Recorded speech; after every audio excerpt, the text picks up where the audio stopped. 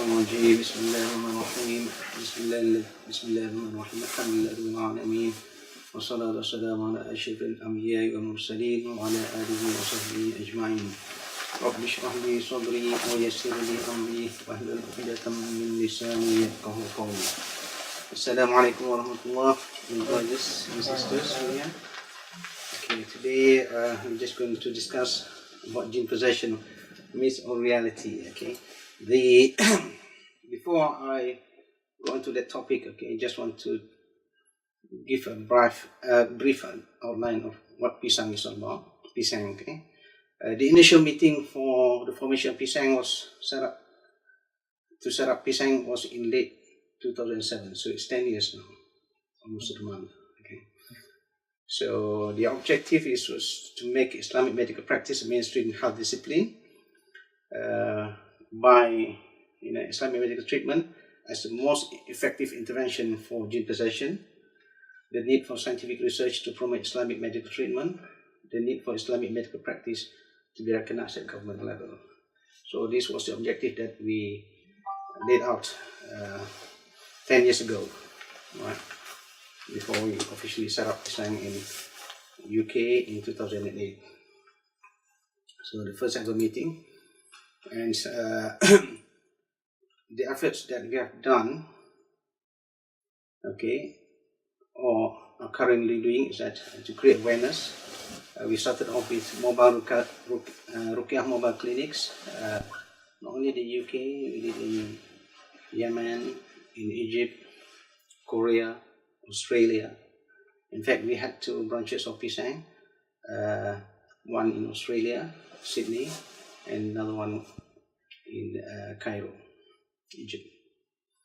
Okay, and we co-organized expert seminars on criminalization of sihr with Mufti Department of Selangor. 10 years ago, when we talk about sihr, we talk about jinn, okay, people ridicule you. We are in the new millennium. Why do you talk about sihr? There's no such thing as sihr, there's no such thing as jinn in this new millennium, 21st century. Right? But we started off by getting the Mufti Department of the State of Selangor, Malaysia. We organized 2 expert seminars, inviting scholars who can talk about jinn possession and treatment, Islamic medical treatment. We have also organized academic seminars and empowering Islamic medical practice. We mobilize the Islamic medical practitioners in Malaysia to organize a national platform where they can be member. It's called GAPIMA, Gabungan Pengamal Perubatan Islam Malaysia, which is a Malaysian national organization for Islamic medical practitioners. And recently, we formed this, which is short form Therapy Holistic Islam Malaysia, short for Association for Islamic Holistic Therapy of Malaysia. Okay.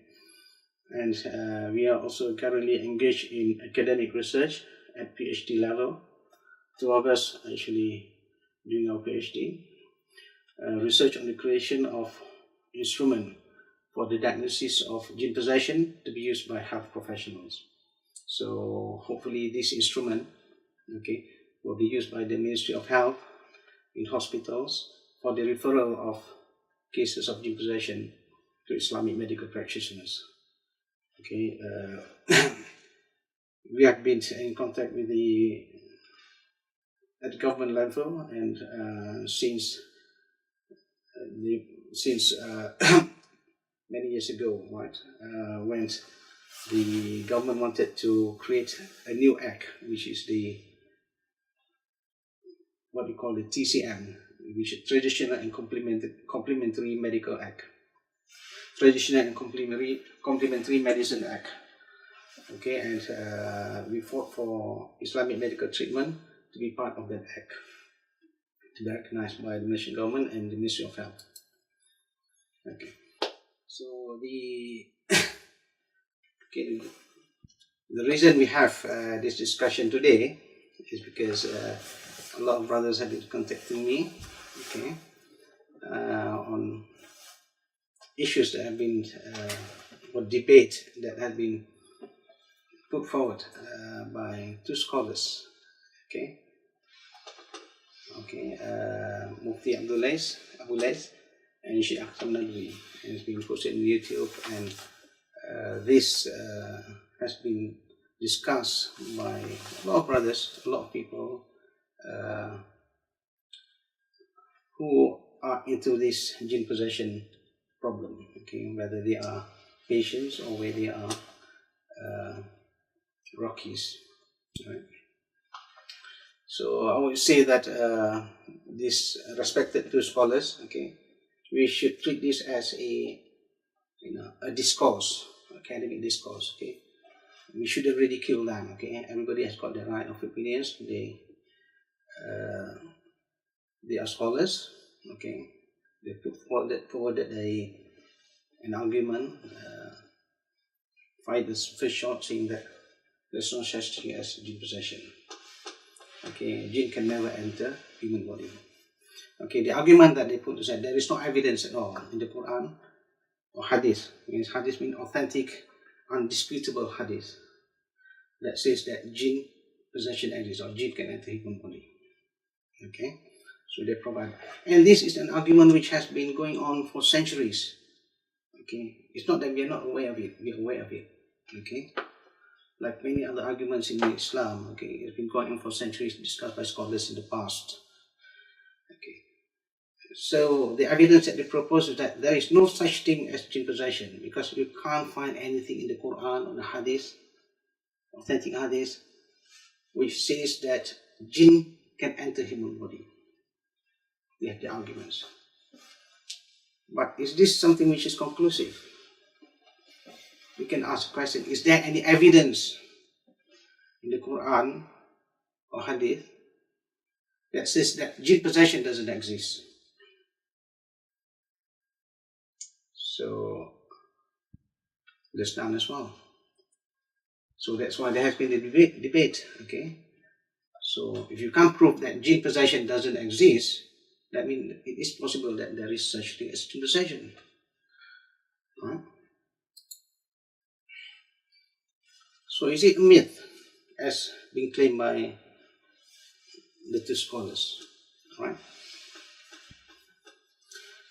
Knowledge actually changes from time to time. We get new knowledge. وَمَنْ يَعْمَلْ مِثْقَالَ ذَرَّةٍ خَيْرًا يَرَهُ. Zarra, okay, which is the tiniest, the smallest matter that you can imagine of. Okay, in the past, okay, we get interpretation like a mustard seed, something that people can imagine that small, because they don't have any knowledge of things smaller than that. And then we learn about atoms, and then come to the picture now, the atom might be the size of an atom. And then you look at atom again, through scientific knowledge, you see that atoms are made of even smaller materials. Proton, which is smaller than atom. Alright? So in the future it can be, things. So knowledge evolves. Right? When knowledge evolves, we cannot use an argument that was done based on knowledge that only existed at that time. We must take into account of new knowledge that has been found. Right? Is it wrong to take anything apart from the Quran and Hadith? It's not. We must learn from the translation movement during the golden age of Islam. Okay, what did this translation movement do? What triggers the translation movement? It's again about health. Okay, that Allah does not send down a disease without a cure. Okay, so the Muslims of that time, okay, look around, we got a lot of diseases over here. Where's the cure? But yet our Prophet said there must be a cure, because Allah does not send the disease without any cure. They look around the Arabian Peninsula, the Muslims, and they can't find a cure for some diseases, or many diseases.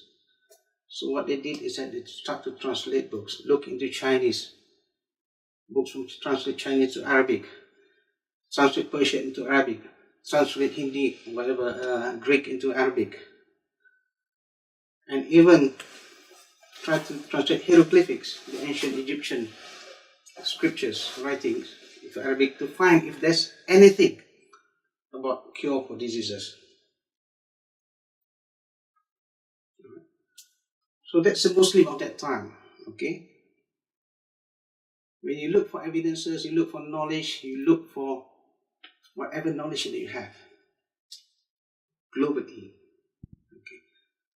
We shouldn't be into a state that, okay, forget about everything, we'll go back to Quran, Sunnah, go just to Quran and Hadith, because all the answers are not in there. So what happened when all the books has been translated into Arabic?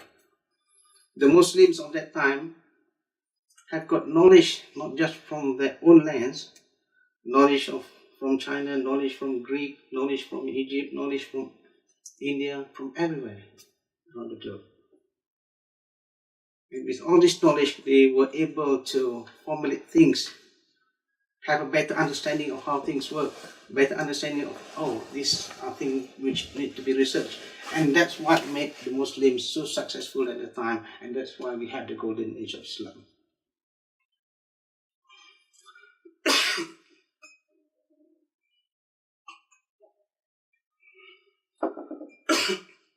So again, when we look for evidence, don't just confine the evidences to Quran and Hadith.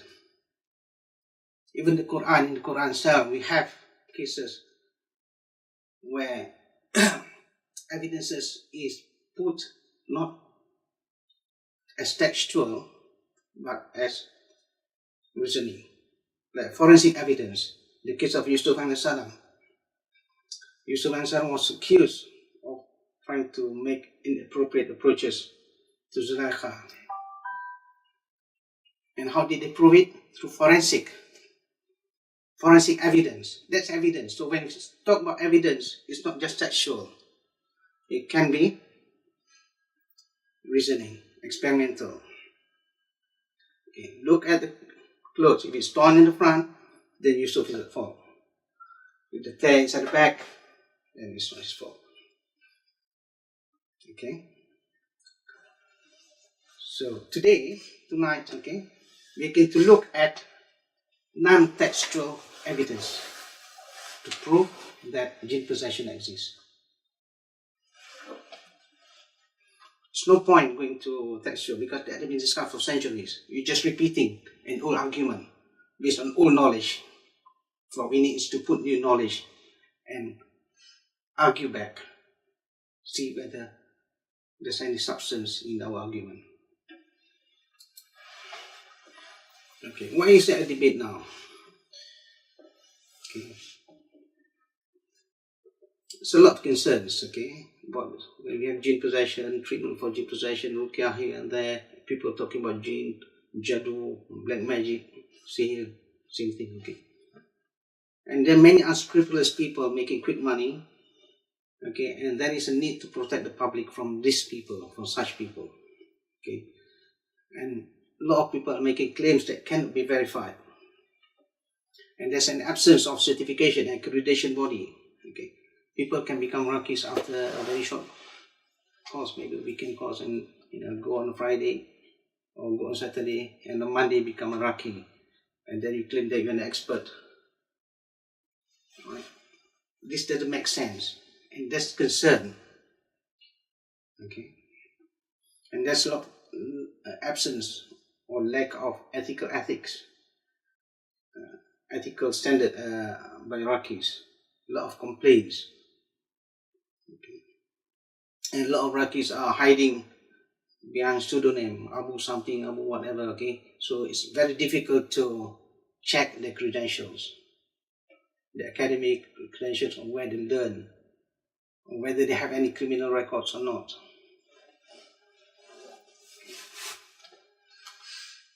So this thing, okay, creates some concerns, and there are people who are concerned, how do you stop all this nonsense? How do you protect the public? And we agree with that. I agree with that. Okay, these are the concerns. So maybe one of the ways that to sort out this problem, say there's no such thing as jinn possession.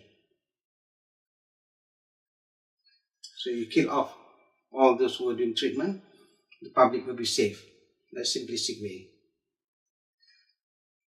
But that's not providing the solution. That's not giving any solution to anybody. People who still have problems, health problem, mental health problem, jinn possession problem, will not have any benefit by saying that there's no such thing as jinn possession or by stopping any treatment.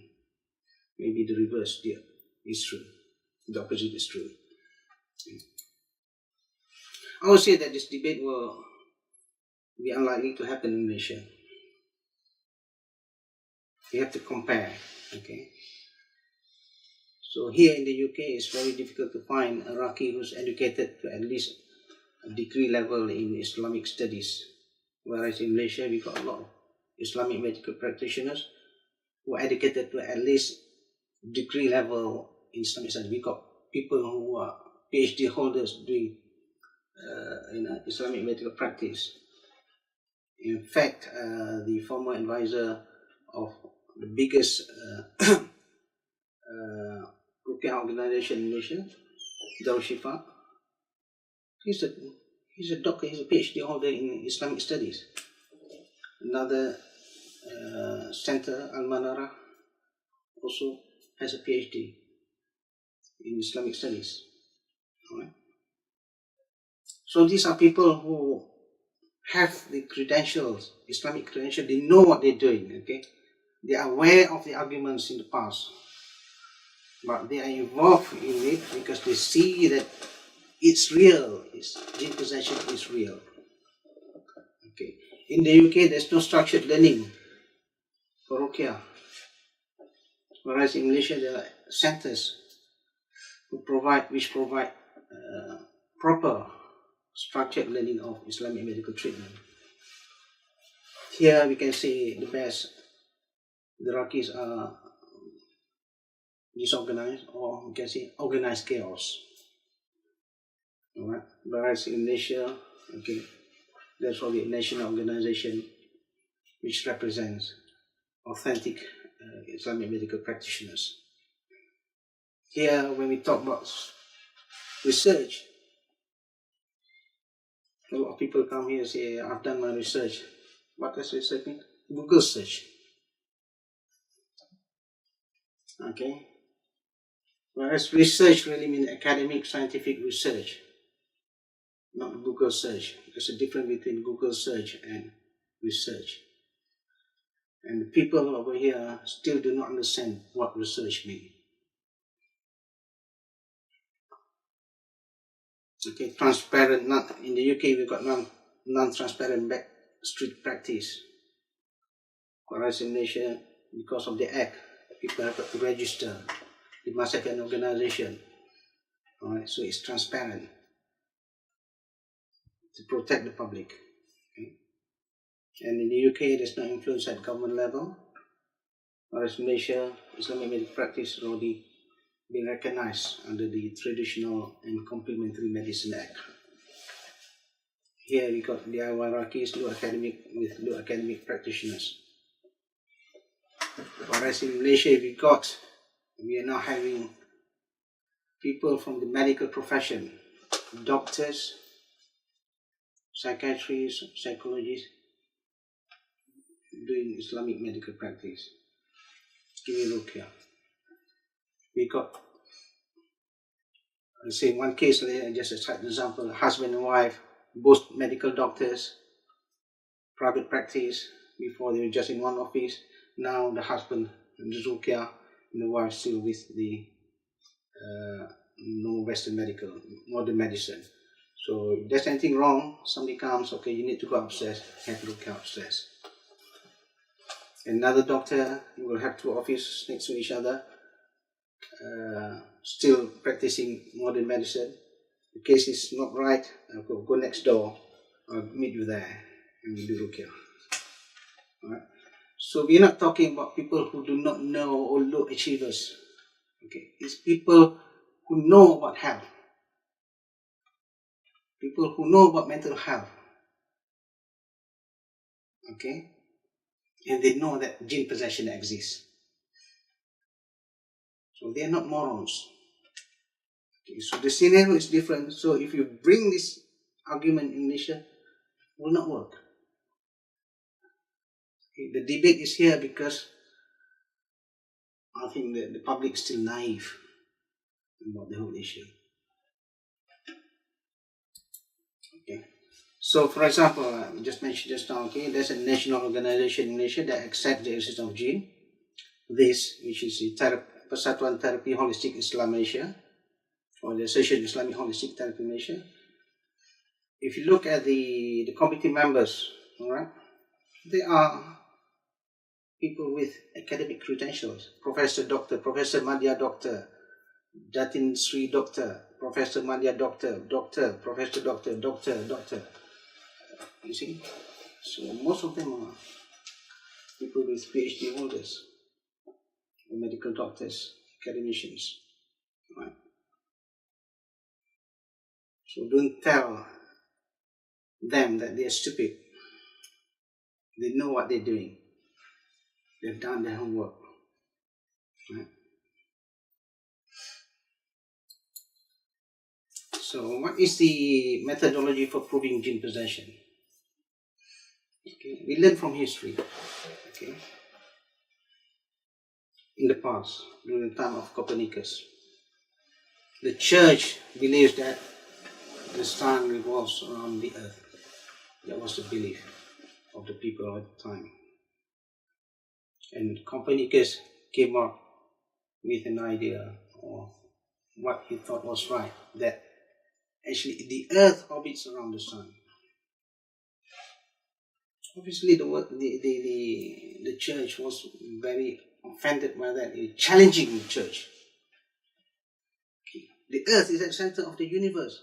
Why do you say the sun, the earth orbits around the sun? Right? So obviously it would be impossible for Copernicus to prove using textual evidences that, the earth actually orbits around the sun. Okay. And the public would believe the church because they can see the sun coming up, rising up in the east, setting on the west, and goes now as if the sun is circling the earth. But that's what people see. You have to have knowledge, new knowledge. And what happens later on? Copernicus was proved right. Not through textual, not through getting quotes from the Bible or whatever, from the Old Testament, whatever, okay? But through scientific evidence. Okay. So that's what we're going to do. Alright? Forget about all what's written, okay? Let's see the reality and try to explain the phenomena that you see, okay? Which make no sense. Is there a case for jinn possession or there isn't a case for jinn possession? Okay, so we have to analyze observations, especially during treatment sessions, during care sessions, okay? And we create hypotheses. We test this hypothesis, okay? And we see, and through the treatment, okay, whether that hypothesis can be accepted or rejected. Okay. So that's why a lot of people who do ruqyah, who are into Islamic medical treatment, into treating jinn possession, what they saw, they have a hypothesis in mind, and they believe that strongly that what they see, the evidences that's being presented in front of them, confirm that there is such thing as jinn possession. And then you can look back at the text. Okay, is there anything which supports that? Oh yes, there are hadiths. People that just can be disputed. Okay, but it matches what you see. So instead of starting from text and stop to prove yourself, we have to start from seeing observations, alright, and then see if there's any supporting evidences from Islamic text, Quran or Hadith, to support what we see.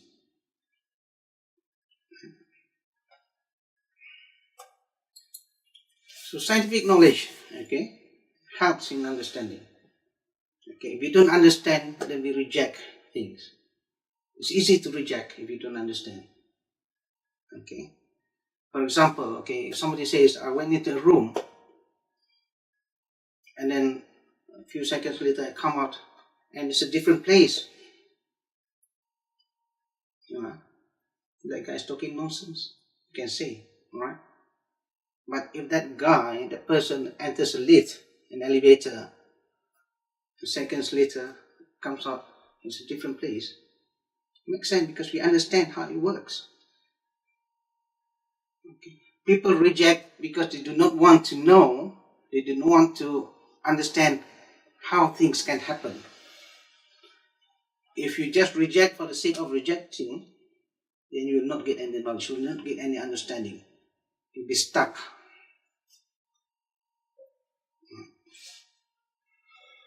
If somebody says that, okay, I can actually create eyes in this room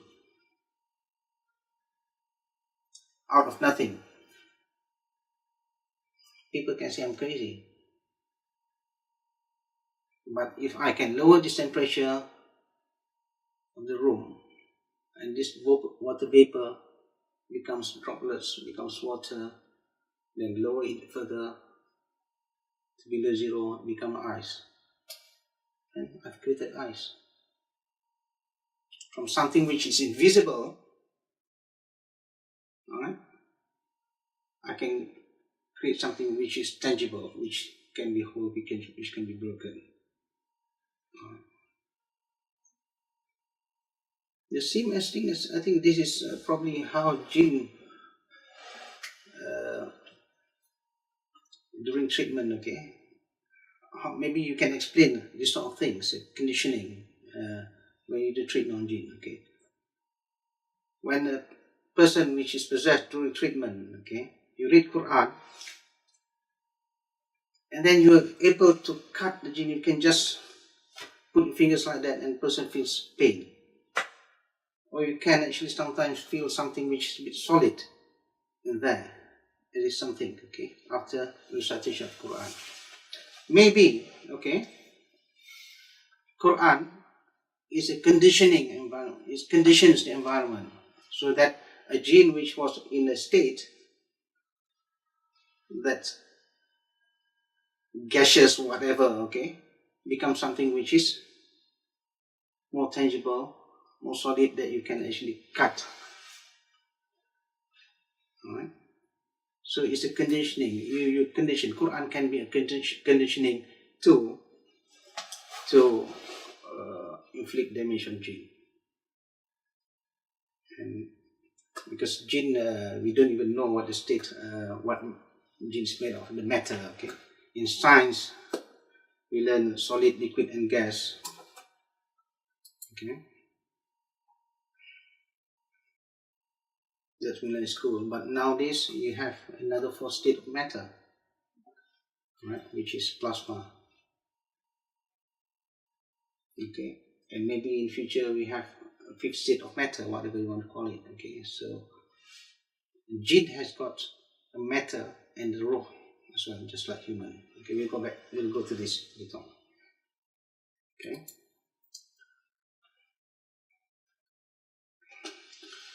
So to understand Jinn possession, okay, we need to do research with an objective mind and not to dismiss as myth simply because there's no convincing textual evidence in Quran or Hadith. We need to have an open mind. Knowledge, we have to seek the knowledge. If we don't understand, we try to understand. So if it's not jinn possession, what is it? There's no such thing as jinn possession. What do you want to call it? You say, oh, it's psychological. That's a common answer. Okay. This is a psychological disorder. Okay. But we're talking in terms of Western psychology theory. And that's not the ultimate answer. That's not the perfect answer. Right? Because even in Western psychology, there are many theories. All right? And people with the same set of symptoms, you can explain through different theories, and it all sounds right. You can use existential theory, you can use psychoanalysis, you can use behavioral. The symptom of the person is the same. But when you explain through all this method, it makes sense.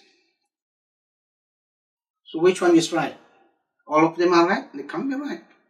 Because they are different approaches. If one is right, then the other must be wrong. You can't say that.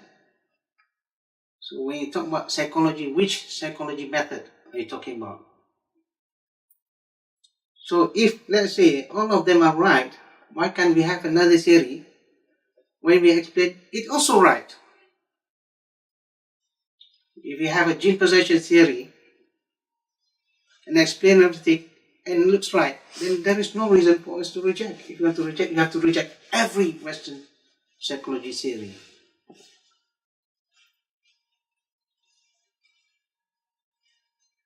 Okay. And in mental health, we use the term disorder rather than disease. Okay, malaria is a disease. You know what causes the disease.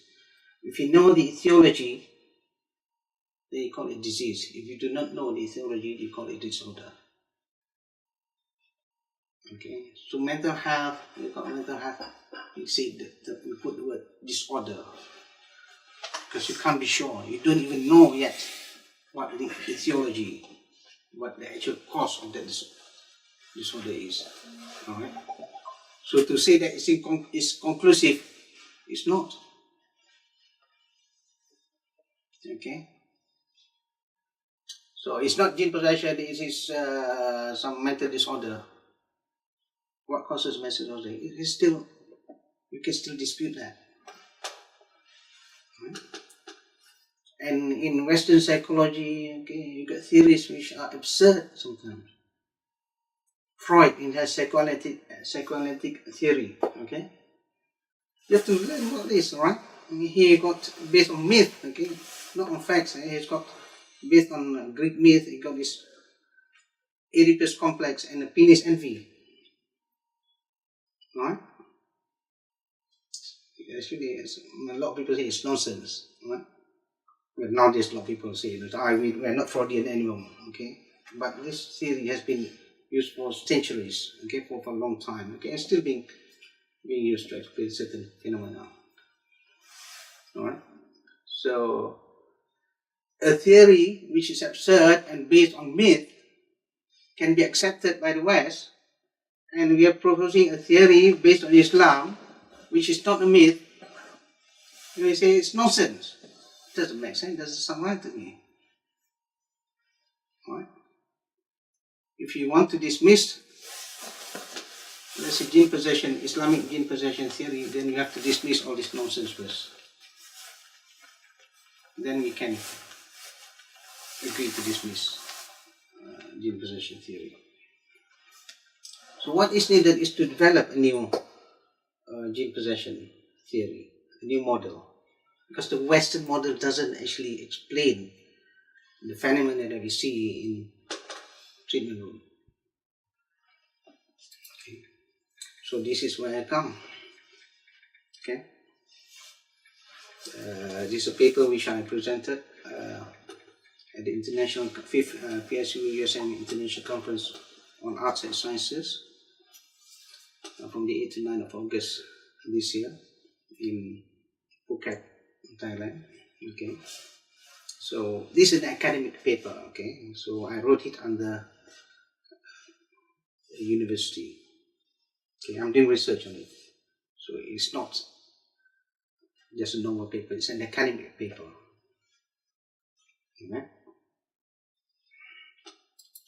So in this paper, okay, we're proposing a new model. Okay. So Western psychology looks at human as being divided into two parts: the soma and the psyche. Okay, the soma is the body. Okay, and the psyche is the mind, basically. Okay. Whereas in the 1980s, some Islamic academicians have put forward, okay, a parallel understanding of the human body, the psychology. Okay, so they come up with the human body is made up of the jasad, okay, which is the body, the soma, and then we got the ruh, which is the soul, and we got the qalb, okay, which is the cognitive faculty, and we have the akal, which is the intellect faculty. So if you want to map it to the Western psychology, soma, the body, is the same as jasad, body. Psyche in Western psychology is equivalent to the qalb and the akal from the Islamic perspective.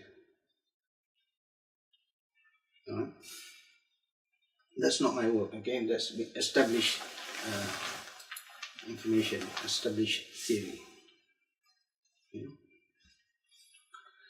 So when we look at Jinn possession model, okay, now we have the jasad, which is a vehicle for our existence on earth. We talk about existential facts, okay. So our body, our ruh, okay, our soul were created well beyond time. Not when we were, well before we were born. And our soul only actually joins the flesh in the mother's womb, and the soul will depart upon death. So the body, the soma, okay, the jasad is just a vehicle for existence on this earth. We talk about vehicle like a car, okay, that's a vehicle. And the soul, you're the driver there. And obviously the qalb and the akal will go through various development. Okay, a baby will go through time of discretion. Okay.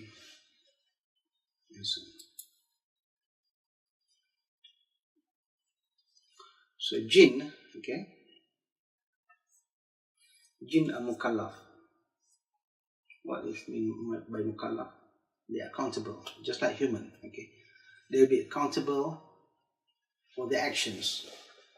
Okay. When you say they're accountable, you have the intellect faculty to decide. You have the cognitive faculty to decide. So they're just like human. Okay. So in terms of the akal, jinn must have akal, jinn must have qalb. Okay, for them to make decision whether it's right or wrong, so that Allah can punish them or reward them accordingly. Okay. The only difference is the jasad. We have our jasad is made from a different substance, and jinn jasad is made from different substance, different matter. Okay. So when we talk about jinn possession, is the case when a jinn can be inside the human body. Okay, just because the human body is just a vehicle.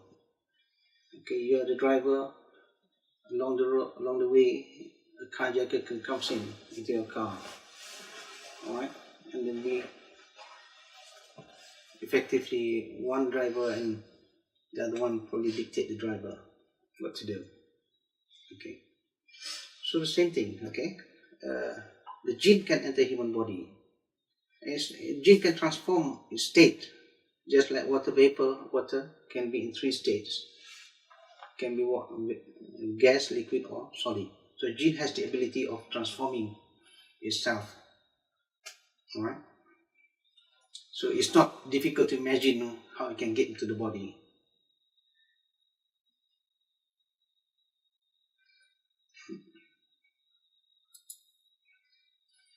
So this is alright. So when we have somebody is possessed, okay, case of jinn possession, what we mean is that there is a jinn, psyche, okay, inside the body, the jinn, okay. So you have two minds, your mind and the jinn's mind.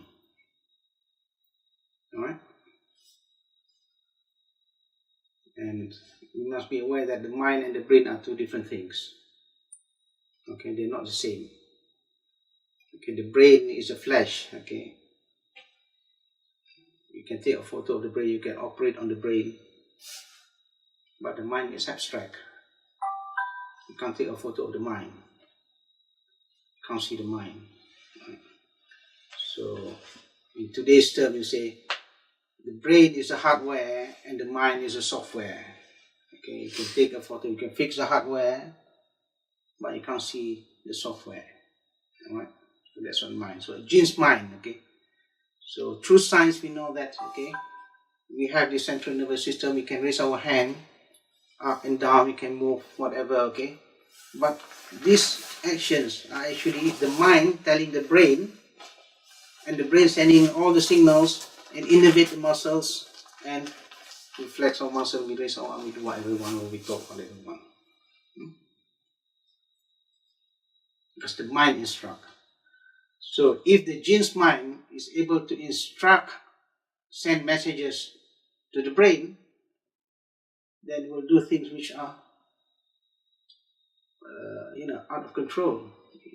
Okay, person possessed, okay, like the jinn's mind is stronger than the person's mind, then the jinn will be able to control the body by sending signals to the central nervous system and move the hands or the feet, whatever, okay.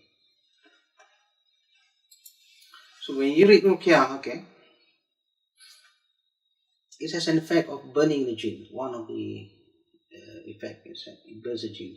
So the person will feel hot. Okay? So if the jinn is inside the body, okay, then it gets hot and the person will feel hot. Right? So let's say we accept that there is no jinn possession, okay? The jinn is outside the body. You read Ruqyah and burns the jinn outside the body. Will the body get hot?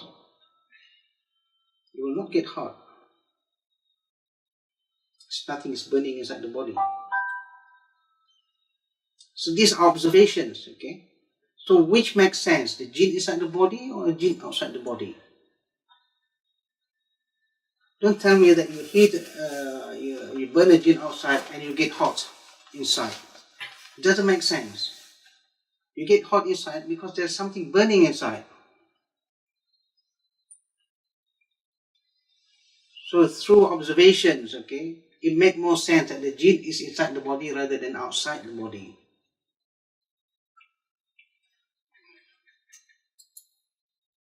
So we have a case, okay. Now, people are talking about, is it jinn possession or mental disorder? Right? We've done a preliminary study on the effect of Ruqyah on schizophrenic patients.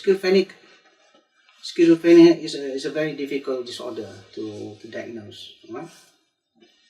So the effect of what we do is that we take the thermal images of the person before and after Ruqyah. Right? So in this case, okay, we take the photo at the top there. Alright. Before and the bottom images are after Ruqyah. We said that after Ruqyah, the hands, the ears, and the right foot becomes hot. Alright. Now, where is the jinn? Let's say it burns the jinn. Alright. Is it outside or inside?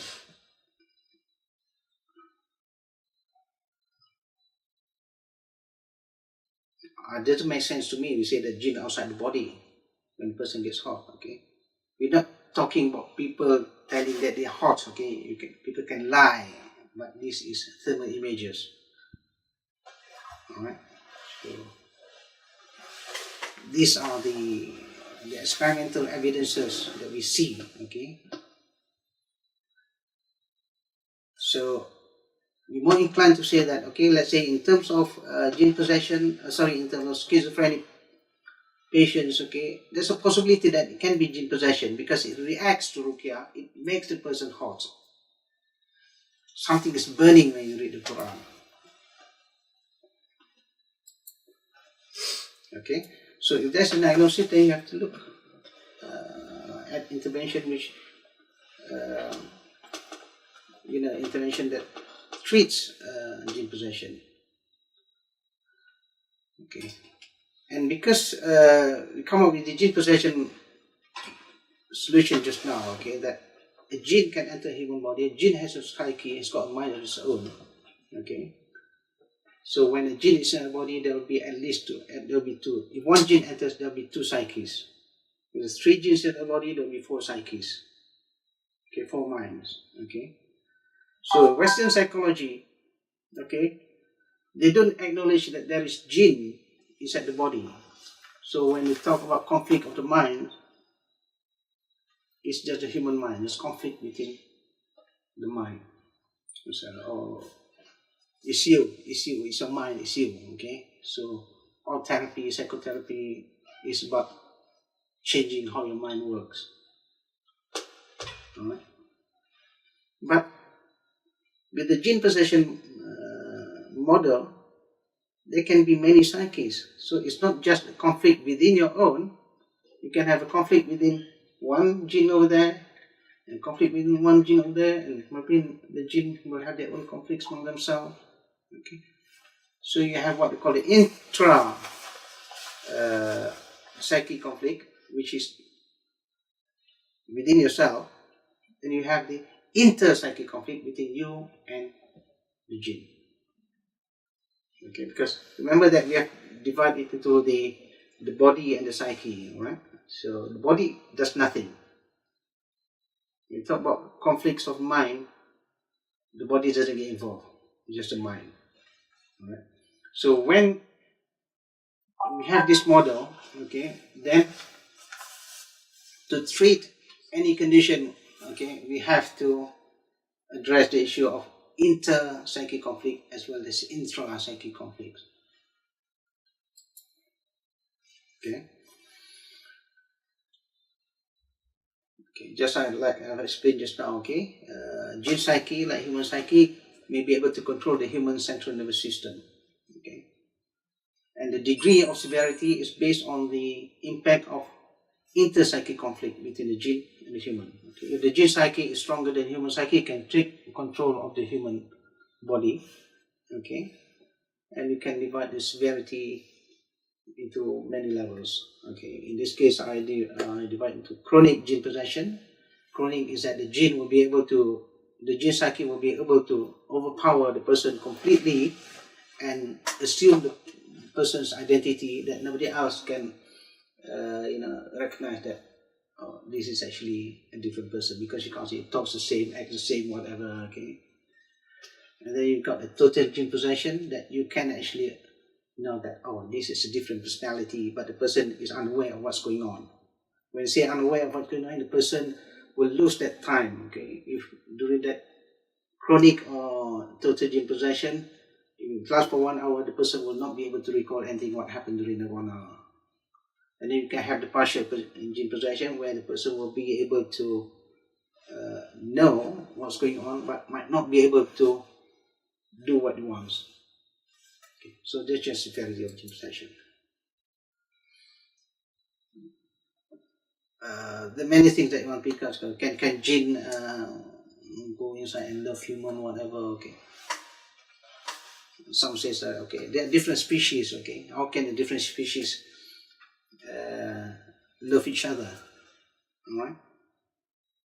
It's not possible for jinn to love man, because they are different species. Okay. But there's a conference in London recently. It said that humans will marry robots. I'm not talking about, yeah. Alright, it's a serious conference, right? I'm not talking about people talking on the roadside, whatever. Okay, serious academic conference, okay, saying that in future humans by 2050 they predict that human will be able the marriage between human and robots will be legalized in a way, right? So it's crazy. There are different species. One is a machine, okay, it doesn't even have a life, and one is human, okay. So to dismiss that jinn cannot love or have affection to man is not acceptable. Alright.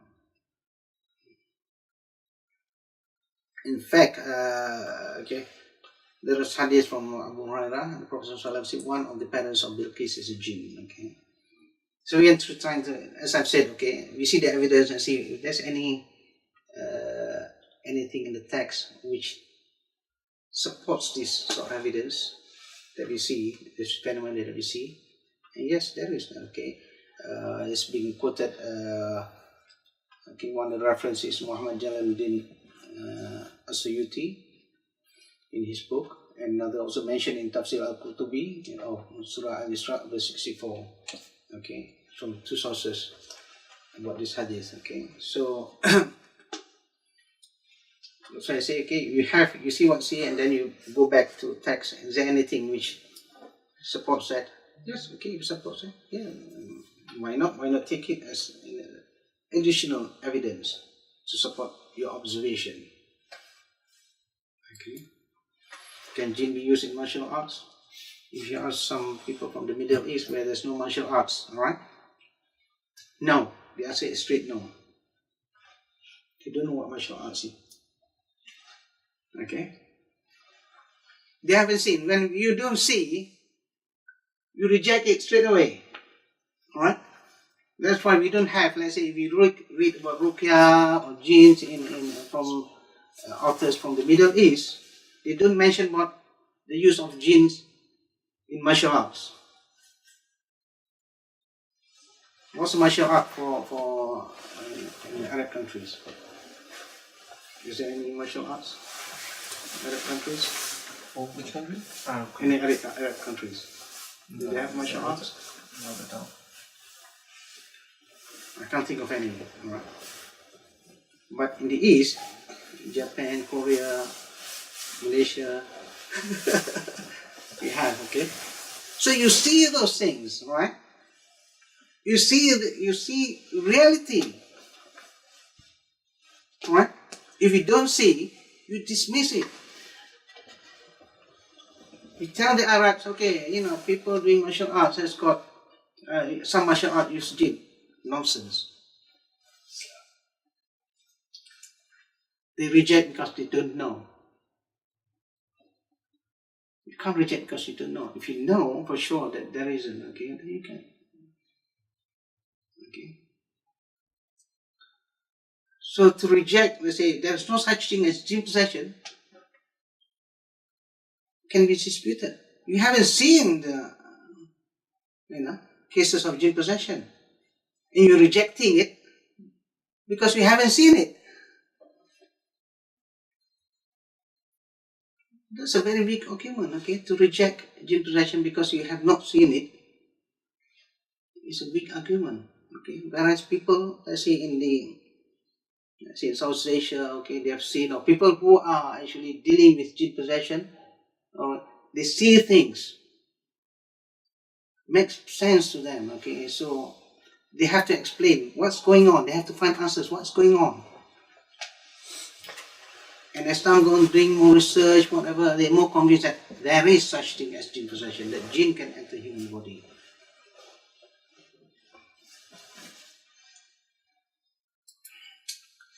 So how do you evaluate the accuracy of model? Okay, we have, let's say, a Western model.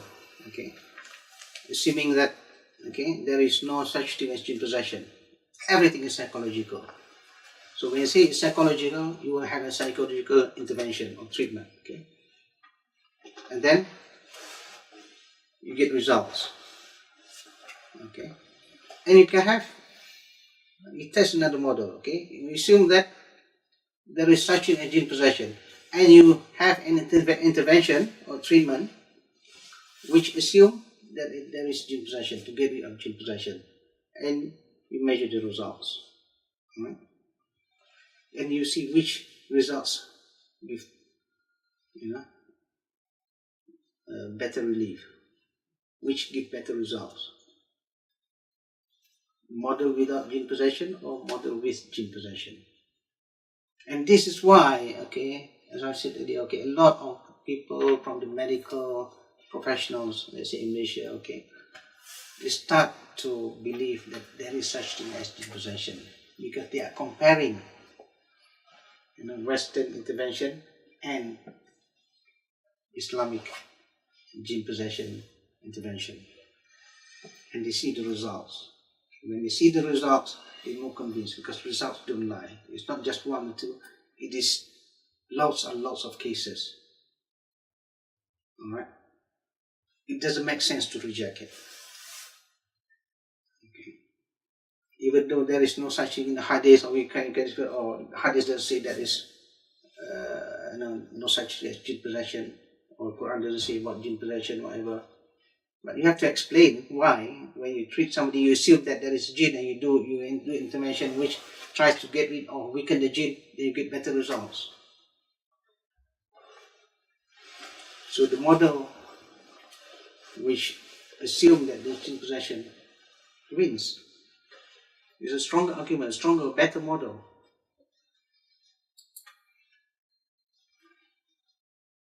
Just one side of one of these cases, is a case in Indonesia, a patient called Supiati, and there's a slide from Dr. Sagiran, who presented his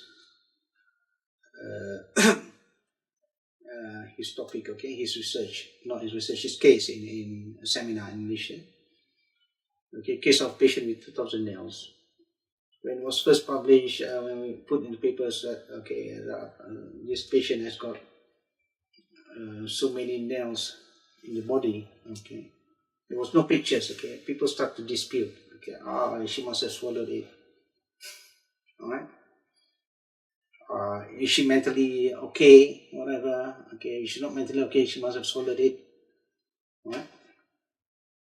But actually the nails, they are at the foot, this is actually the foot, the base, alright. I'm just taking some, and that's a leg, You have nails all over the place, in the legs, both legs. That's on the 20th September 2012, alright. These are nails, alright.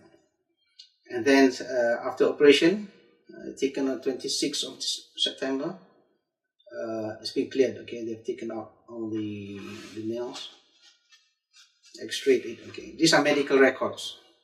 Alright, medical records from hospital. And then 2 days later, you get another nail appeared. It has been cleared, right?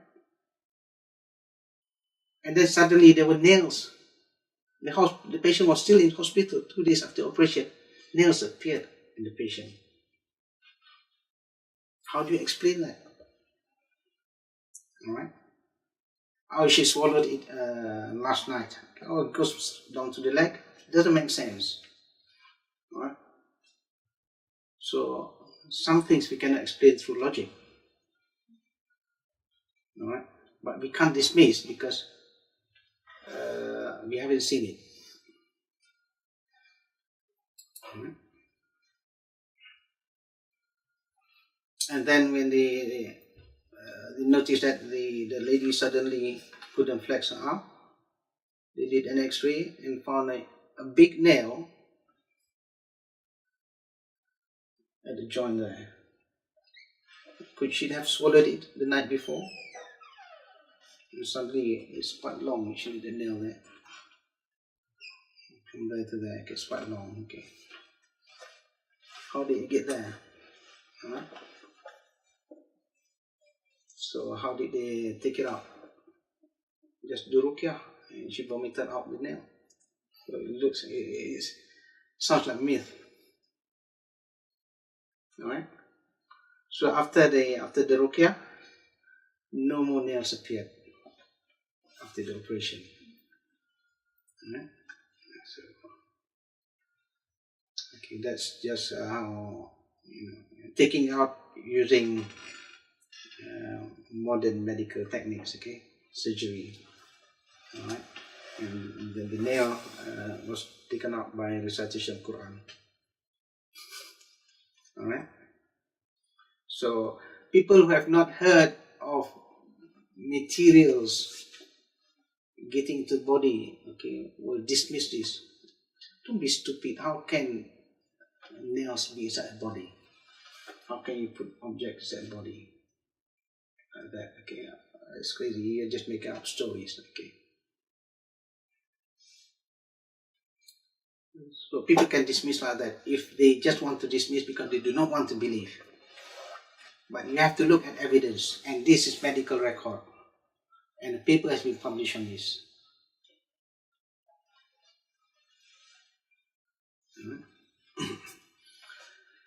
So you have to hear the two sides of argument and see which one is the stronger one. So I'm arguing the case of jinn possession. It exists. It's a reality, not a myth. Okay. And academic research on jinn possession is progressing very rapidly now. In Malaysia, we have many universities doing research on jinn possession. Okay. Mostly medical professionals. We're talking about medical doctors, psychiatrists, psychologists, nurses. Okay. I'm beginning to accept jinn possession. Okay. And we're doing this R&D on holistic therapy of jinn possession, R&D on creating standard operating procedure for referral of jinn possession cases from hospital to Islamic medical practitioners. That's happening in Malaysia at the moment. Okay. The fast track. In the UK, it's still in the sad story now. Okay. Every year we got talks talking about what is black magic. Same talk. 10 years ago, they're talking about the same thing. How to identify sahir. Yeah? You look back, Google back. This is why Google search will be good. Okay, and Google back the years. Okay, what topics have been discussed about jinn possession? Same thing. How to identify magician. What you see here. Yeah, also, you're not getting anywhere. Repeating things that will be said ages ago. That's the sad thing about people in the UK. Alright? We're more into this Google search and not doing anything. Okay? And now, the debate has been, there's a debate now. Okay, is it real or it's not real? Okay, so we can be wasting our time. Alright? Saying, there's no such possession or there is such possession. Okay, people are getting confused and people are getting distracted. Okay, to prove that they're right. Alright, doesn't matter. Okay, you don't want to believe that there is jinn possession. Doesn't matter. But if you believe, then you have to do something. You have to do more research because the answers are not there yet. Not all the answers are there. You have to research. You have to find new knowledge to put forward your case. Right? So I think I've got to end this. Thank you. Questions? The case about the nails, Mm-hmm. how many cases have you come across like that? Because Okay, this is the cases. There are a lot of cases in Southeast Asia. Okay, Malaysia, Indonesia. Okay, during ruqyah, stones come out of the body or objects. Alright. Okay, but because these are stories from ruqyah centers, alright, and you do have the evidence there. Okay, but it's not credible in the academic world. People can still dispute it. Indonesia's got all sorts of stories, whatever, okay. But you can say it, but a lot of people will dispute it. but Right. is that a credible case then? This is a credible case from a hospital, okay, and using hospital records. The x-rays are hospital records, so it's credible. Nobody can dispute it because it is. The evidences are taken using equipment which is accepted by the medical professions, X-rays. Okay, you cannot say that the X-ray in that hospital doesn't work. It works in every other hospital, but not in the hospital. You can't say that.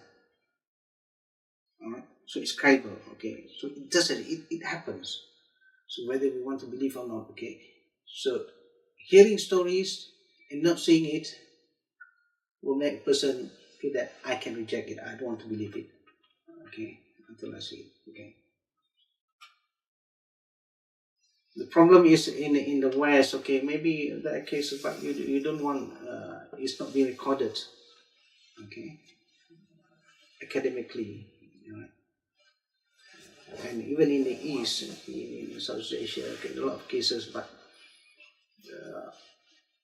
there's no proper academic recording of it. So your argument for a jinn possession, is it just experiential, or do you think it's legitimate that Islamic arguments have been put forward? There is argument. What I'm saying is that okay, the experimental proof that it does exist, and you can find evidences in the Quran that supports what you want. Okay, even though the evidences can be disputed, but there's no conflict with evidences from the Quran and the Hadith. It's your observation. Okay, so it doesn't matter if the Hadith is a da'if forever. Okay, because it supports you, because da'if Hadith can be true or can be false. Right? It might be that da'if Hadith is true. It's just because of the one of the Jinn narrator is one of the narrators is not trustworthy. Okay. And so the things that you were experiencing, for example, with the infrared, was it thermal images and stuff? Infrared. Yeah. Was that after you were beating the person, or was that before? Beating? Doesn't do the beat. No, we don't do the beating. Sorry, the treatment or whatever you want. Ruqyah, just recitation of Ruqyah. Okay, just pure recitation of Ruqyah, Quran only. Oh, right. Okay, take a photo, recite the Quran, and then take the photo again. Is that a live thermal image camera? You can make it live, you can make a video, yeah. Is that something that could replicate here in the UK? Yeah, I have it. Yeah. I've not been telling about it until I publish it. Right? Because it's very important for me to, put that into publication, and then I can talk about it. Okay, because if I talk about it, I can't claim that it's new. Right? So now it's being published, right? So I can talk. And people, if you want to copy, they have to refer to me. Yeah. So we need to do that experiment.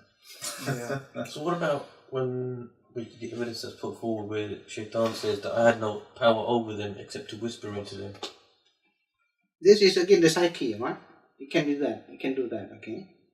But a psyche, okay, that it can do, okay? It can whisper. I mean, it's a battle of the mind game. Right? It can do that.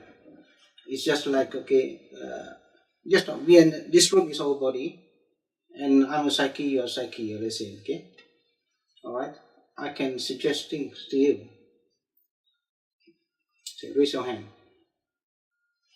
See? I can raise your hand. I don't even have to be inside you. I don't even have to physically beat you up.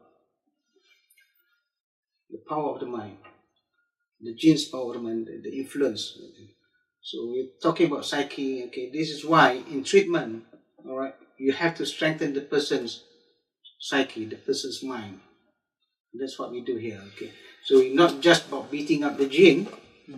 All right, it's about strengthening the person's mind as well, so that it takes back control of the body. Then you get people recovering faster. I mean, you mentioned that this was a global issue and that it happens in loads of different countries and stuff. Wouldn't it make sense then something that great of an issue would also happen to appear in Hadith, but we don't find that? Like, it's not a mass transmitted narration. It's not something that the Prophet really took care of and said this is an issue. We don't see that in the narrations. Why is that? Yes, a lot of, I think probably there were Hadith, okay, but because of the methodology of compiling hadiths, okay, some hadiths were being put aside or not being recorded. Alright. And in early days, okay, the Prophet ﷺ prohibited the writing of hadith. So a lot of the hadiths were memorized. Only it's during the time of, I think you say, Umar and the line, then hadiths were started to be written. Alright. And what about... So there might be a lot of hadiths, but Imam Bukhari has got his methodology how to compile hadiths. And when you use this methodology, okay, things which fit into what you want will be accepted, things which doesn't fit, which may also be true, or discarded. Okay, so there might be things that were discarded that refers to jinn possession. Okay, last question. And how would I distinguish, if I was just coming into this new, how would I distinguish between a jinn possession and something like dissociative identity disorder? Okay, this is why, okay, we are actually doing research on this to develop an instrument. When you say the instrument, it's just like a psychometric instrument, okay, like to assess a person's mind, okay, whether there is a jinn-related problem or not, okay. It's an ongoing research. Inshallah, it will be published later on. But when somebody is having jinn possession, okay, they exhibit some symptoms, okay, and through that symptoms, you know that okay, this can be there's an element of jinn possession. What we need to understand is that when somebody has got jinn possession, okay, they will also have psychological problem as well. In addition to that, right?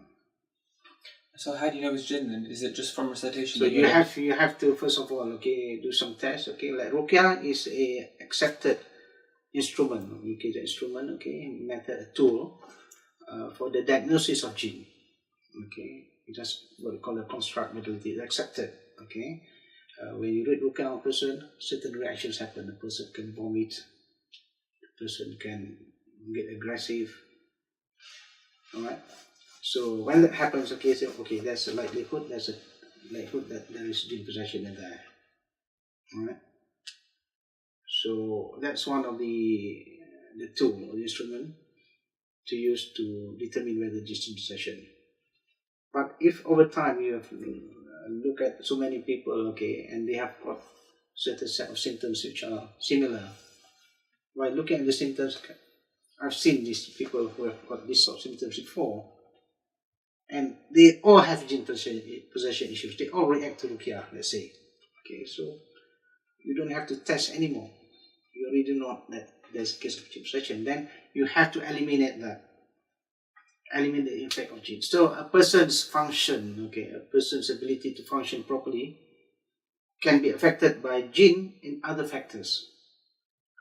So you know, so let's say it can be social, okay, family factors, it can be other factors as well, or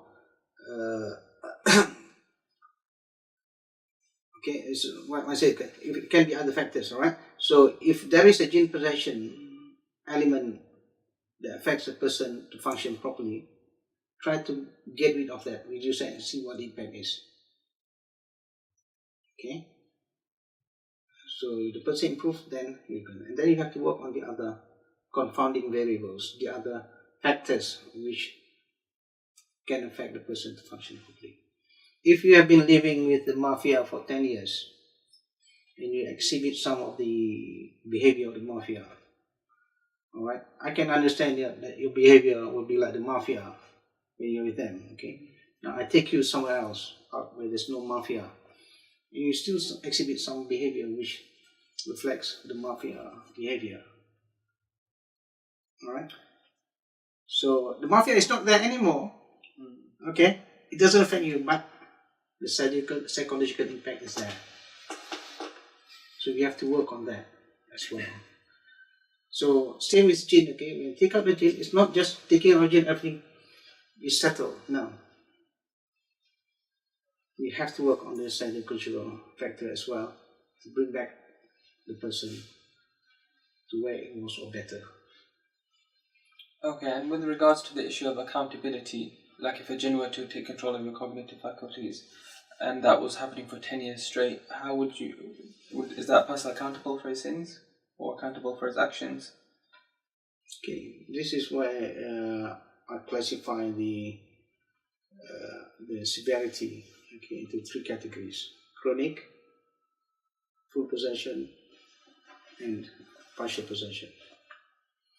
Chronic possession, you will not be able to, account for that period of time. Let's say if you forgot, you're sitting there and then Jinn possess you, and the Jinn walks and up to here, and then suddenly, and then the Jinn backs off. Then you come up, you can't even recall that you have walked there. Okay, so in that period of time when your mind is not there, okay, you'll not be accountable. It's just like sleep, okay. When you're sleeping, you can murder somebody, you can kill somebody, but you'll not be accountable. But if you are aware of things, then that's a different case. So to put it in a really extreme example, terrorists around the world, how would you know that they're not possessed? That's one of the things that How do you I've know that they're not suggested, accountable okay, for this? in a different seminar before this. One of the things which I suggested is that you should look at that. There's a possibility that some terrorists are possessed, all right? Possible, okay? Especially those who have got his un-Islamic history before turning to Islam, okay? So they've been doing all sorts of crimes, whatever, okay, and they are living with jinns, basically, all right? And then suddenly they have the hidayah and become Muslim and become extreme, because the jinn, shaitan, can ask you to be extreme, can use Islam, okay, make you deviate from Islam, okay. So it's possible, but we haven't done any research on that, and it's something which is interesting, which need to be looked at. A lot of terrorists, okay, sometimes you see that they have split personality, talking about Islam, and then the night before they go and drink. Doesn't make sense. Okay, when you see the split personality, then you have to, look at the mental health. Okay, is there a jinn possession problem or not? Okay. The problem is that we don't have the samples. We don't have the people, the terrorists that come here and they say, okay, I want to check whether they have jinn possession problem or not. Okay, if we have them, probably then we can do it.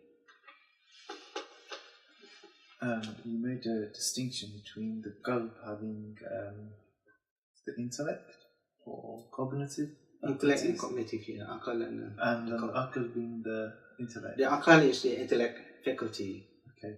What's the difference between the qalb being the cognitive and akal being the intellect? I thought cognitive was akal, no? Cognitive. Cognitive means cognition, no? Yeah, I mean there is one professor in Malaysia which argues the opposite, based on one verse of the Quran. Okay, that they say the akal is the cognitive, and the qalb is the intellect. All right. So he got. What is the difference between intellect and cognitive? Well, intellect. Okay, cognitive is your feeling, your qalb. Okay, your how you feel. Okay, this sometimes when people say my mind says a different thing, but my heart says a different. I'm coming from the point of view that there's cognitive psychology. So yeah, there's behavioural and there's cognitive. So when they say cognitive psychology, they referring to what's going on in the mind, the cognition. But we would have thought that is the intellect. Yeah, the difference is because in the Western psychology theory, okay, because psyche is only the mind. Yeah. Whereas in Islamic psychology, okay, you divide the mind, divide it into two. You got the mind and the heart. Okay, that's why we have the difference. Okay, that's why when in Islamic psychology, when we talk about the qalb as a cognitive, is separate from the intellect. It's a division of two. Whereas in the Western, they lump everything together. So that's why cognitive is a mind in the Western, because it's one thing, they don't divide it. So are we saying the heart thinks? what? The cult. Right? It's saying it has it's saying it has cognition. Yeah, it's heart, the feelings, okay? These are functional heart. Well, people can argue on that, right? Would you say that the heart is the thing that recognizes Allah rather than the intellect? Yeah, the leg is the one for you to decide, okay? So, I was going to say your heart is hardened over time if you make a decision, okay, you use your intellect Treating the heart based on the tense. knowledge, okay? So you have knowledge. Your heart So is how soft. do you build your intellect? is soft. Through knowledge. How do you build a heart? Through zikr. So there are two different faculties. Okay, even now there are theories who say that even the heart can think. Okay, so new theories are coming up. Okay. Can you give the Islamic basis for the heart thinking, just so we're, because it might be new to the brothers, not the hadith, there's some ayats, isn't there? So Did you know that the Islamic basis for the heart being, I think, cognition? Okay, put it this way. Okay, we have to look at history again. All right, the case of Imam al-Ghazali, rahimahullah. Okay, he was the greatest professor of that time. All right, the highest in the academic world. All right. So one day, suddenly he has what we call in today's term probably a psychosomatic problem. Okay. He just loses, function of the body. Things start to fail. All right. He couldn't write. Okay. So and then he ponders back what's wrong. Okay? So he actually left the academic world, went somewhere else, trying to find answers. Okay, to what his problem was. And after so many years, okay, he realized that his mind was fully developed, the best intellectual person of that time, but his heart was empty. So he didn't become a balanced human. So he started to develop the heart. This is where, through the tasawwuf, whatever, he developed himself to be a balanced person again. And then when, after sometimes, by developing the heart, he can go back to his place.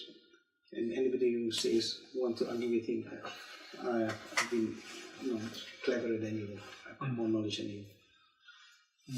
Okay, so he is in position to be a better human with a developed Akram, which he already has, and a developed qalb. Okay. So you have to look at both. If you want to be a balanced human, you can't rely on the brain only. Okay, you have to have a heart as well. So that's why in Islam, and qalb. Any chance of a trip to Malaysia, Indonesia, to some of these centres? We got a house there. No, we want to go to one of these centres where they get these cases, or even if we can find a magician who can demonstrate. Magician who can demonstrate. Demonstrate what? For example, if there's a magician, he could transfer nails into a human. All right. Then we'd be happy to pay him under scientific research and say, Be a guinea pig. yeah, we know somebody who's willing to be a guinea pig. And if we could transfer nails from there to Birmingham, we'd be happy. I was going to say, do you say that in the nail case, do you say the jinn did it, or are you saying that a magician told a jinn to go do it? Okay. I think this is what we call sihr. Okay. People talk a lot about sihr. Okay. And but they talk without defining what sihr means. What's the definition of sihr? And if you look at our scholars in the past, everybody has got different definition of sihr. Imam Shafi'i will have different one. Ibn Khaldun will have different definition of sihr. in contemporary, let's say, Wahid Sanabari would have a different definition. Right? So I have my own definition, obviously, but I base my definition on the definition of previous scholars, a bit modified, based on therapy. Alright? So to me, sihr, okay, is a contract to do harm, to harm somebody clandestinely, secretly, using the unseen as a medium. Alright? So use that definition, okay? What it means that it's a contract, okay? There's somebody who issues a contract, there's a contractor. Okay, the contract is between the magicians and the jinn, because the jinn is the one who delivers the mercenary contractor. Okay, so the magician will say, okay, now you do this, okay, if you complete your mission, I'll pay you. Alright? So if we actually get the contract, like in the human world, okay, tear it, destroy it, then the jinn will be stupid to continue with the job, okay. If you got a contract and somebody tears up and throw it away, you got no proof that you'll be paid. It will be stupid for you to carry on, okay. The jinn will just leave, okay. Or let's say you got the contract that that the contract is really in a very safe place, it's still there, nobody can get to it, okay. But when you try to do your job, okay, let's say you want to try to beat him up or kill him, okay, every time to try to kill him, he beat you up, he breaks your arm, breaks your legs, and you find that it's too difficult, I'd rather, leave this one and find another easier contract. So when the contractor gives up, or the contract is destroyed, then that's the end of the contract, that's the end of the sihr. So you don't have to worry about, if the jinn has left, you don't have to worry about where's a piece of paper or whatever, the object, it's gone. So do you say if you destroy that piece of paper, the jinn's going to leave the person? If the material is a real sihr contract, okay, it's a placebo, got no effect. What we see out here is that pieces of paper, scribbles, okay, you destroy, nothing happens. So it's not a contract. It's just somebody making money, right? Yeah. Whereas a contract means something. A contract will destroy something. So can we get one of these guys? This is the problem. Nobody wants to be...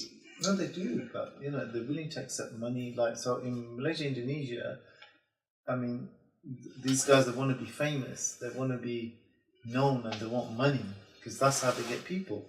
So we could ask one of them and say, listen, we'll pay you, here's the money, here's our test subject. It's a dangerous game.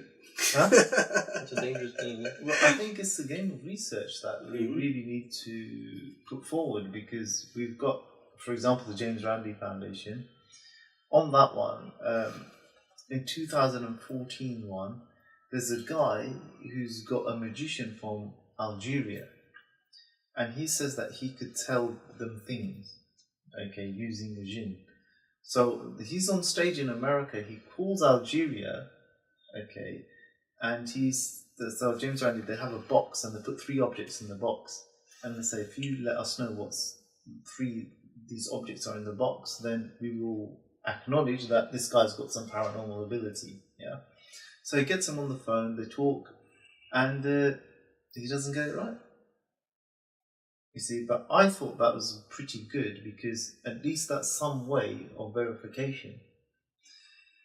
And the guy on stage was an Arab, and speaking to the guy in Arabic, and I think really to substantiate this part of the equation, we need something like that. And I'm just surprised that in the modern world, with all us connected phones, everything, we're struggling to get it. Well, I'm still not prepared to deal with magicians, right? Yeah, no. Because first of all, okay, most of them are yeah. liars. Hmm? They're not magicians. They just do that. I mean, if you lie, it's no problem, okay. But the true one, okay. No, but we have to substantiate. There is such a thing. It's like we're saying there is such a thing, but we're not going to show you there is one. Do you get it? Yeah. I think there's other ways of proving that magicians do exist. I don't think that I need to go to a magician, get the magician to do the awful act for me to. No, but he's already done the exists. awful act. He's already in the game, and he just wants his money now for whatever ability he can do. So. But would you be comfortable asking somebody to do an awful act? Yeah, on a willing person. Just to. So for example, the brother here, he's willing, to have a magician put some nails in him. He's willing, for research purposes. Yeah, but you don't know what that magician has to do in order to do that. Yeah, he's already done all that. So he should already. We're not going to go to someone who's never done it. We're going to go to someone who claims that he does do it. So he's already done all that. So he just want money for the next patient. No, but then for it to work, he'd have to do those awful acts again. Okay. And I'd, like, say for example, if it was me, I'm going to go to a magician. I'm going to say, I want you to prove to me you can put nails in so and so. You say, and that I'm happy to give the money. I'm not involved in the act. He'll say, yeah, I'll do it for $500. Okay. He goes behind the door. He does whatever he needs to do, and the job's done. No, you're then I'm assuming part the of job's that. done. You're assuming the job's done. So we have to demonstrate it. And the other thing is, look, it's strange, for example, if this case of this girl was a magician, that there's only one case of it in the whole of Indonesia, one documented case. One documented, I mean, just not one case, it can be many cases, but one documented. Yeah, but I mean, it's undisputed case. No problem. That's acceptable and that's quite strong evidence. But it's like, where are the others? I think a lot of stories, that stories that's been said about things coming out of persons doing plentiful. It's just that it's not, the setting is not there, where you have proper procedure with the cameras, with the equipment to record it, right? So, and a lot of root care centers are running on very small budget. In the UK, big budgets. I think the question is here that where you're relaying stories from, let's say, Malaysia and Indonesia, for us they're stories because we haven't seen anything like it. Yeah. So this is where the doubt is. Yeah, exactly. Okay. So for example, this you might is the know. thing. Okay, if you don't see, right? Everybody wants, seeing is believing sort of thing. Okay, to get convenience, right? The ainul yakin. Yes. We have to go to ainul yakin. The yakin through knowledge as well. But also the case is, we learnt about jinns from the Quran itself. So all these different ideas for a jinn to go into a human body, it should come from the Quran and the Sunnah. And if that's the area that's being disputed, then doesn't it make more sense to focus on that rather than experiential extra data? The thing is that has been argued for centuries. Okay. It's more sensible to do it this way. So we're not going to repeat the argument. Okay. The argument there was no conclusion to the argument. Both sides claim that they're right. So I'm saying now, using new evidences, new methods, we establish which is more right, or if you can say which is right, basically. The case for jinn possession or case against jinn possession. So to me, with new evidences, case for jinn possession is the outright winner. Try to prove that I'm wrong. You can't use the Quran and Hadith. What Brother Hamid is trying to say is you can't use the Quran and Hadith to prove to him that jinn possession does not exist. Because there's nothing in the Quran and the Hadith that says yeah, jinn possession cannot exist. Yeah, so we're saying that evidence is disputed. Okay, fine. But then you can only go to the worldly evidence, which is what the brother's presented, which is alhamdulillah, fair enough. At least we got the infrared camera thing to look into. That's quite something. And the other ones are these cases in Malaysia and Indonesia. Shaykh, organise a trip for us. We will get some of these centres. Yeah, we can organise maybe. Indonesia, we'll take the cameras and we'll spend some time there and we'll dig out some magician or... There are a lot of things, a lot of research need to be done. Because now we have equipment, okay, and some equipment is too expensive for us to buy, but probably you can raise funding, get that, okay. So just on the research, a lot of things can be done, okay, but it's not being done. The problem is not enough people doing it. Yeah. All right. And initially we are mobilizing people, academicians, and whatever, for the sake of research. And alhamdulillah, a lot of people are getting into it. We are talking about university research, okay, academic research, not just normal people. In the UK, it's more difficult. Yeah. If you did do all of the experiments and stuff, the extra stuff, how would you know that it's actually jinn? Another person could just look at it and say it's part of psychology. This guy might have a disorder that we don't know about or it's not been researched. Yeah, all disorders, okay. In the mental health, okay, there are two standards, right? ICD-10, okay, and the American DSM-5, right? Yeah. Okay, you have similar symptoms, right? A person has got one symptoms. If you diagnose using a different standard, you get different diagnoses. You use a different standard, you get a different diagnosis. Okay? But the symptoms are the same. Why does it clash? There's no absolute answer. So I can also say, okay, I got my own diagnostic manual, my own DSM, Islamic, whatever you want to call it. And I say, oh, jinn possession. Even jinn possession is too broad. Jinn possession is a category of disorder where there is an underlying jinn element. Under jinn possession, then you can have the different type of disorders. Okay. So you can't just say jinn possession is just one. Okay, because like jinn possession is just like mental health, mental illnesses or mental disorder. Okay, you got mental disorder. What? Which one? DID, bipolar, schizo. Right.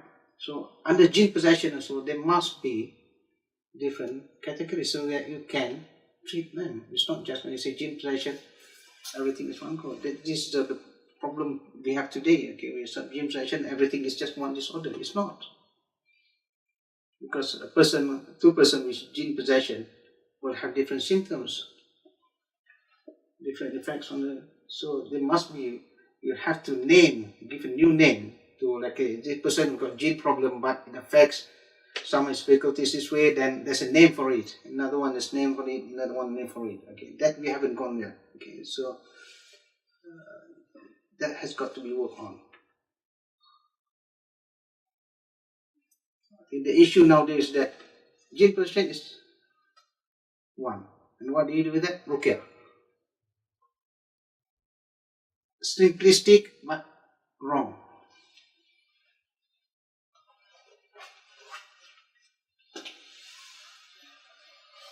Because intervention, okay, and the treatment must be based on the symptoms. Okay, so you have, a person with jinn possession, A got the symptom, then the treatment, there must be a separate treatment from another one which has got different symptoms, even though there is both have got a jinn underlying problem in them. One last question. In your personal opinion, is there any negative effects for saying that somebody has jinn inside of him rather than a psychological disorder? The stigma, okay, you're talking about stigma of jinn possession, right? Yeah, a lot of people do not want to be associated with jinn possession, just like mental health. Nobody wants to say that, oh, you got a mental health problem. Okay, the stigma is across cultures, okay? people don't want to say, oh, I want to be a normal person. Okay, so when people are stigmatized with this, okay, they don't seek treatment. Okay, that's why in the study in the UK, a lot of the Muslims, okay, do not seek treatment for mental health problem until it's too late, until it's section, right? Compared to others, okay, non-Muslims. Okay, so same with Jinn. Okay, a lot of people do not want to accept that. Okay, I got Jinn problem, because people think that people think negatively and then just keep themselves and suffer themselves, and this is not good. Okay, we have to destigmatize mental health as well as Jinn possession. And a lot of people, okay, say, I prefer to be associated with Jinn possession rather than mental health. Okay, mental health, you're thinking about being given drugs, in big session, whatever. Okay, but there's also a disadvantage of it. Okay, if you have a mental health, let's say you're depressed, you can get days off work, right? Because it's recognized disorder. Okay, you tell the doctor, I've got Jinn possession, you can't get days off work. Okay, so you lose. All right, you lose the treatment one, and you lose some privileges because you don't want to assert yourself. The symptoms are the same. Okay. This is where education, public education is necessary. Okay. In the heat camera experiment, is there a reasonable scientific explanation why a person, parts of them would heat up and the other parts wouldn't? Sorry, which one? In the heat camera. Heat, okay. Okay. Is there a reasonable scientific explanation? For example, if you put your hands on his leg and recite, then obviously the leg's going to warm up. So were you touching or were you non-touching? Non-touch. Non-touch. Okay. Be interesting to see a live demonstration. Yeah. So you have to, the experiment must be, consistent. I mean, you have to eliminate all possible things affecting the experiment. Okay, like if the room becomes hotter, okay, obviously the other parts will become hotter as well. Okay, so the temperature of the room is still the same. All right, it's just a person. Right. It's hotter. That's a really good one. I was demonstrating something to look forward to. So when someone reacts when they listen to the Quran playing or you reciting, and if you're reciting someone who's an atheist, they will react as well. But say if a Hindu Christian, when they go to their priest, to their holy person, they react the exact same way. So how can we sort of say so when they go to the priest, they react as well? Yeah. Okay. Or if you go to a Hindu temple, they react the same way. Okay. So Jinn are mukallaf. Okay. All right. It's just like human. You just think just like human. Simple. All right. You got the non-Muslims. Okay. Who commits crime. You tell them off. Okay. Don't do that. Okay. It's wrong. Okay. He might probably stop doing it. Even if a non-Muslim tells a non-Muslim, okay, because he understands, okay, now he has done something wrong, he will stop doing it. So this is why, let's say like Christian exorcism, whatever it works, okay, the priest say, oh, God, whatever, and then advises the jinn, don't do this, don't do that, whatever, okay, and the jinn feels that, yeah, I'm wrong, okay, and we can go out. So you're not saying it's because the Quran is like the Quran, word? yeah, the Quran is the thing. The nature of the creation of jinn is that jinn, which is zalim, inside the body, okay, will feel the effect of the Quran, the burning effect of the Quran. Okay. But then why does, say, a Hindu person feel the same when they go to their... They feel hot or what? No, they'll react the same way as a They Muslim. will react because of different things. It depends on how the method of treatment. Okay, because some people use jinns to treat, all right, especially the non-Muslims, alright, they may, okay, use jinns, okay, so they got their own jinn which will threaten the jinn. And then the jinn says, if you don't go out, be up. Okay. And then person will react. Okay, so we do not know that methodology. But with the Quran, okay, anybody can read it, okay. You don't have to read jinn, it's just the Quran, the miraculous nature of the Quran. It's just like fire, okay, so it's repeatable, okay. Fire, if I put fire near you, you will feel hot, alright? Regardless of whether I hold the fire or he holds the fire near you, you still get hot. Yeah. No, I was just trying to establish, because as a Muslim, we say because it's the word of God, that's why it's burning the jinn. But if you go to someone who believes in multiple gods, why is their method working? What they're reciting? No, it's what they say, or it's a method of treatment. Okay, first, if it involves jinn, then you have to have a different explanation. But if you read a Bible on a person's possessed, the person will not get hot. The jinn might be able to hear it, might get scared, okay, and say that, oh, I know, I repent, I've done something wrong, okay, that's a different thing, okay. But the burning effect is not there. Okay.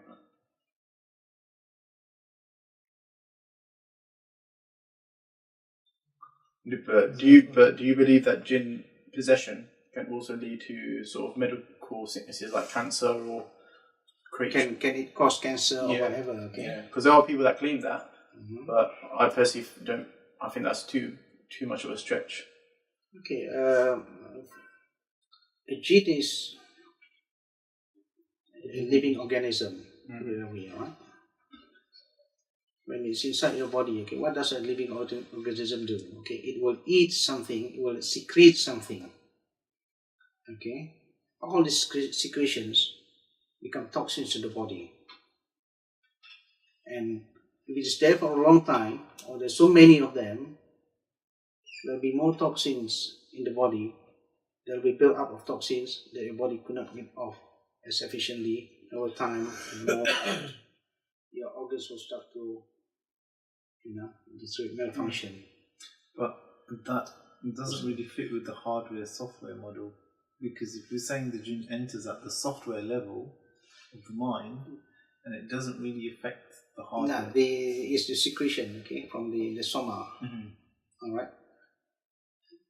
Okay. If somebody goes into your house and then poo everywhere, all right, over time, okay, it can cause a lot of damage.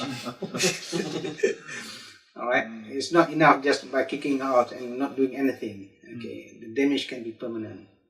The stain that it creates, okay, maybe you can't remove it.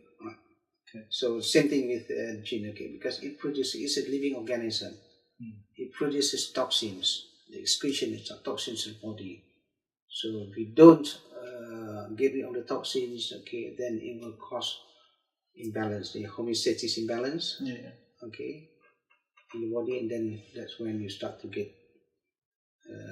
complications in these organs.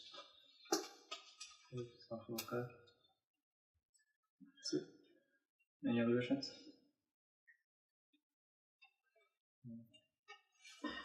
Cool. Okay. Thank you very much. Assalamu alaikum.